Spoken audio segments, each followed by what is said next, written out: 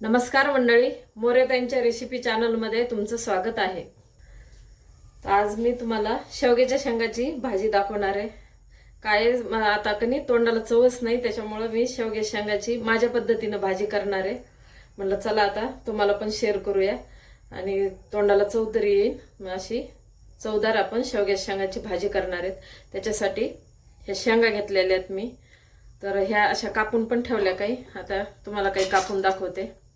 मी जास्त याचे साल्ट वगैरे काही काढत नाही, जेवढे असं निघेल का तेवढेच, जास्त नाही काढत। अशा मी कापून घेते। आता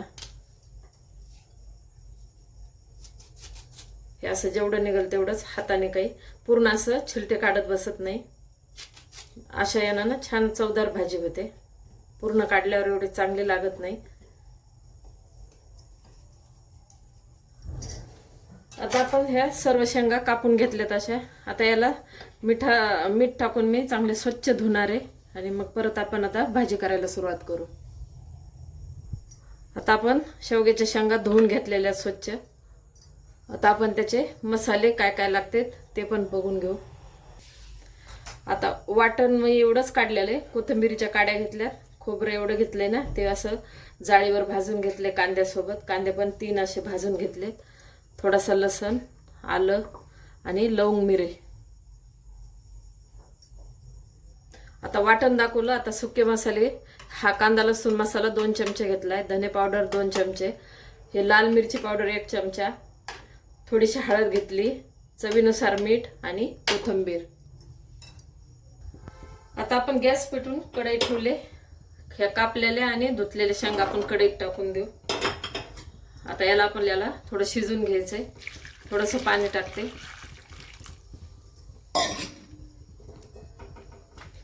जे मीठ घेतलं होतं त्याच्यातलंच आपण याच्यात थोडंसं मीठ टाकणार आहे, थोडीशी हळद पण टाकणार आहे। आता याला ना शिजू देऊ, शिजेपर्यंत आपण जे वाटण काढलेलं आहे तो वाटण वाटून आपण घेऊ, तोपर्यंत शेंगा आपल्या शिजतात। याला आता झाकण ठेवते, शिजू देते।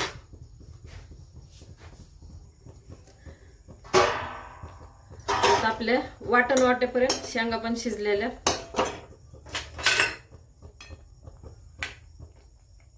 आता राहिलेल्या आपल्या रश्यामध्ये पण शिजणार आहे।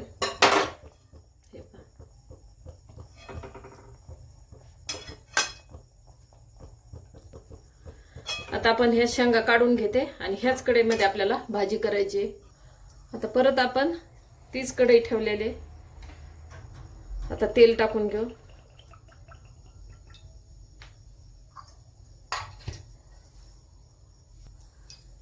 आता आपण कढईमध्ये तेल टाकलेले ना, तेल गरम झाले, मोहरी टाकली आणि जो वाटून घेतलेला मसाला तो टाकायला लागले।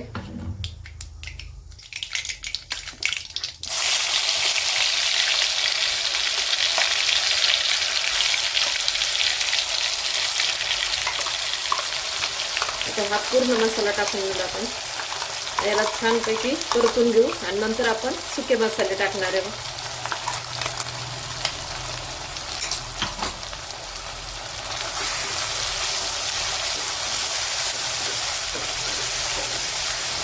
चांगलं तेल सुटेपर्यंत आता परतून घेते मसाल्याला। आपला मसाला तेल सोडलेले मसाल्याने आणि छान परतलाय। आपण आता ह्याच्यामध्ये सुके मसाले पण टाकून घेऊ। हा कांदा लसूण मसाला, हा लाल मिरची पावडर, धने पावडर,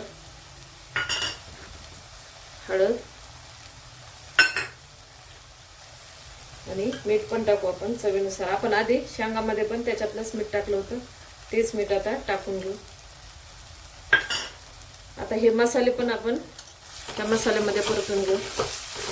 आता मसाले आपले जळू नये म्हणून ना, आपण जे शेंगा उकडल्या होत्या का, ह्या अर्ध्या शिजवलेल्या आहेत ना, हेच पाणी आपण याच्यात टाकू आणि मसाल्याला आता चांगलं परतून घेऊ। म्हणजे हे पाणी टाकल्यामुळं, नाही तर तुम्ही साधं गरम पाणी टाकलं तरी चालतं, पण पाणी टाकल्यामुळे आपले मसाले करपत नाही।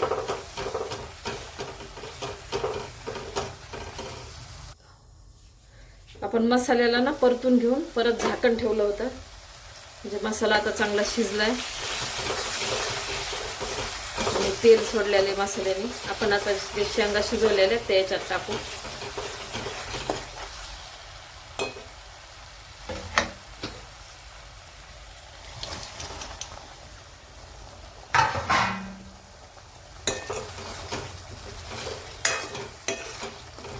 मस्त वास यायला लागलाय शेंगाचा.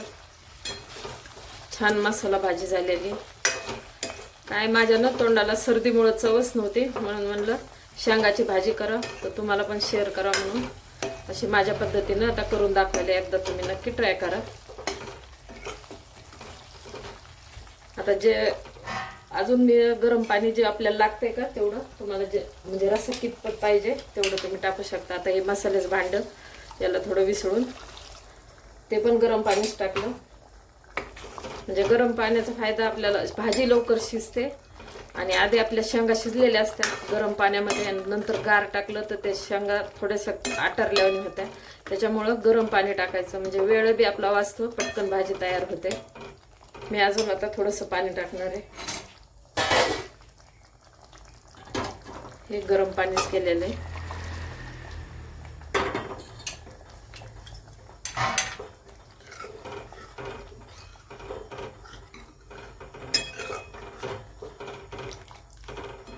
आता आपण याला 1-2 मिनिटं अजून शिजू देणार आहे. म्हणजे थोड्याशा राहिलेल्या आहेत ना शेंगा शिजायच्या, त्या पण आता ह्या रशामध्ये शिजतील.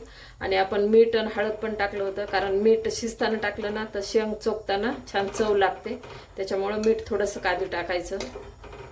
आता याला आपण 2 मिनिटं शिजून घेऊ. थोडी एक उकळी आली, आपण कोथिंबीर पण टाकून घेऊ आणि परत अजून 1 मिनिट झाले, अजून 1 मिनिट शिजू देऊ. पूर्ण 2 मिनिट झालेत. भाजी छान शिजलेली आहे आणि रस्सा पण जास्त पातळ नाही आणि जास्त घट्ट पण नाही, छान झालेली आहे. अशा प्रकारे शेवग्याच्या शेंगाची मसाल्याची भाजी तयार आहे. एकदा नक्की ट्राय करा आणि कमेंटमध्ये कळवा.